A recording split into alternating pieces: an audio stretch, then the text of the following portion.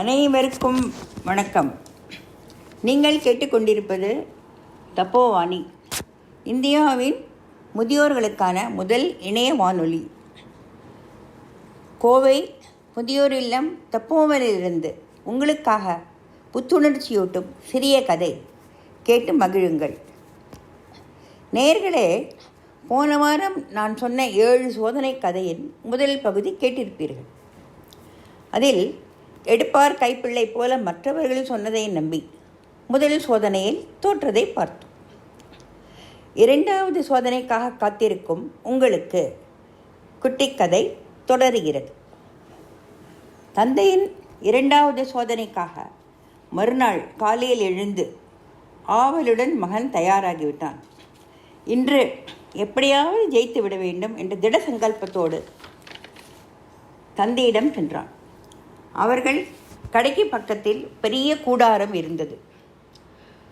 ஒரு மேஜை மேல் 3 கூடைகள் மூடி வைத்திருந்தார். தந்தை அதை காண்பித்து, இந்த 3 கூடைகளில் உள்ள பூக்களை சாயங்காலம் 6 மணிக்குள் விற்று நிறைய பணம் கொண்டு வர வேண்டும். அப்படி விற்றுவிட்டால் 2வது சோதனையில் ஜெயித்ததாக தீர்மானம் செய்யலாம் என்று சொன்னார். அப்படியே செய்வதாக கூறி முதல் கூடையை எடுத்து பார்த்தான். அதில் பன்னீர் ரோஜாக்கள் கண்ணுக்கு விருந்தாக இருந்தன. அதை கண்டதும் இதை எளிதில் விற்றுவிடலாம் என்று நினைத்தான். ஆனால் பார்த்தபோது அது உதிரிப்பூக்களாக உதிர்ந்து போயிருந்தது. இதை கண்டதும் தன் தந்தையின் முகத்தை பார்த்தார். தந்தை புன்சிரிப்போடு நின்றிருந்தார். உதிர்ந்த பூக்களை மக்கள் வாங்குவது மிகவும் கஷ்டம் என்று தெரிந்த போதிலும் போட்டிக்காக ஒற்றுக்கொண்டார். 2வது கூடையில் மல்லிகை மலர்கள் மலர்ந்தும் கொஞ்சம் வாடியும் இருந்தது. மல்லிகை மலரை மொட்டாக பறித்து கட்டினால்தான் நல்ல விலைக்கு விற்க முடியும். ஆனாலும் போட்டிக்காக முயற்சி செய்யலாம் என்று முடிவெடுத்தான். 3வது கூடையில் வாடின தாமரை மலர்கள் தான் இருந்தது. கவலையுடன் தந்தையை நோக்கினான். தந்தை மீண்டும் புன்சிரிப்போடு, இதுதான் மகனே உனக்கு வைத்த சோதனை, நீ இதில் எப்படியும் ஜெயித்தே ஆக வேண்டும் என்று கூறினார். மகனுக்கு மனதில் கவலையாக இருந்தது. இருந்தாலும் எப்படியாவது இப்போட்டியில் ஜெயித்தே ஆக வேண்டும் என்று முடிவு செய்து ஒரு மாட்டு வண்டியில் அந்த 3 பூக்கடைகளை எடுத்து சந்தையில் இருப்பதற்காக சென்றான். பூக்களை பார்த்தவர்கள் மலர்ந்த பூக்களையும் வாடின பூக்களையும் வாங்க முன்வரவில்லை. அவனை எல்லோரும் ஒதுக்கினார்கள். பிறகு சிறு கூடை வியாபாரம் செய்பவர்கள் கடை பார்த்து விற்க முயற்சி செய்தார். அவர்கள் தினப்படி 5ஓ 10ஓ கிடைப்பதை வைத்து காலத்தை தள்ளுகிறோம், இதில் இந்த வாடை மலர்களை வைத்து நாங்கள் எப்படி இன்னும் நஷ்டப்பட வேண்டுமா என்று கேட்டார்.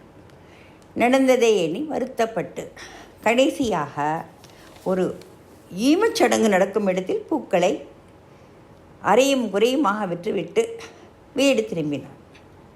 மணியோ 6க்கு மேல் ஆகிவிட்டது. தந்தையோ அவன் தாமதமாக வந்ததை கேட்டுவிட்டு விற்பனை பணத்தை வாங்கி கொண்டார். இதை கண்டவுடன் அவன் தந்தை, நான் உனக்கு இன்னும் ஒரு சவால் வைக்கிறேன். நாளை இதே மாதிரி பூக்களை நான் நல்ல விலையில் விற்றுவிட்டால் நீ மறுபடியும் சோதனையில் தோற்றுவிடுவாய். நீ கொண்டிருந்ததை விட குறைவாக விற்றால் நீ ஜெயித்ததாக முடிவு செய்வேன் என்றார். மறுநாள் அதே மாதிரி மாட்டு வண்டியில் கூடை பூக்களையும் தன் மகனையும் கூடவே அழைத்து போனான். முதலில் ஒரு அழகு சாதன பொருட்கள் செய்யும் இடத்திற்கு போய் அவர்களிடம் உதிர்ந்த பன்னீர் ரோஜாவை காண்பித்து, இதை பதப்படுத்தி மற்ற பொருட்களோடு கலந்து விற்றால் நல்ல மனமுள்ள அழகு சாதனம் கிடைக்கும் என்றவுடன் அதை நல்ல விலைக்கு வாங்கினார்கள். பிறகு ஒரு தைலம் விற்கும் கடைக்கு சென்று மல்லிகை மலர்களை பொடியாக்கி கலந்து செய்தால் தைலம் நன்றாக வாசனையிடம் இருக்கும், இதை விற்பனை செய்வது சுலபம் என்று சொன்னார். உடனே அவர்களும் நிறைய விலை கொடுத்து வாங்கினார்கள். பிறகு கடைசியாக ஒரு ஆயுர்வேத கடைக்கு சென்று தாமரை மலர்களை கலந்து செய்தால் சிறப்பாக இருக்கும் என்று சொல்லவே அவர்களும் மறுக்காமல் நல்ல விலை கொடுத்து வாங்கி கொண்டார்கள். இந்த முறையில் தந்தை நிறைய பணம் சம்பாதித்து மகனுக்கு காண்பித்தார். மகனும் தன் தோல்வியை ஒப்புக்கொண்டு 3வது சோதனைக்கு தயாரானான். பிறகு தந்தை மகனை கூப்பிட்டு அவனுக்கு அறிவுரை கூறினார். நாம் வைத்திருக்கும் கடையோ பூக்கடை. அதில் எப்படியும் மாலையாவதற்குள் சில மலர்கள் விற்பனையாகாமல் உதிர்ந்து வாடி போகும் நிலையில் இருக்க சான்ஸ் இருக்குது.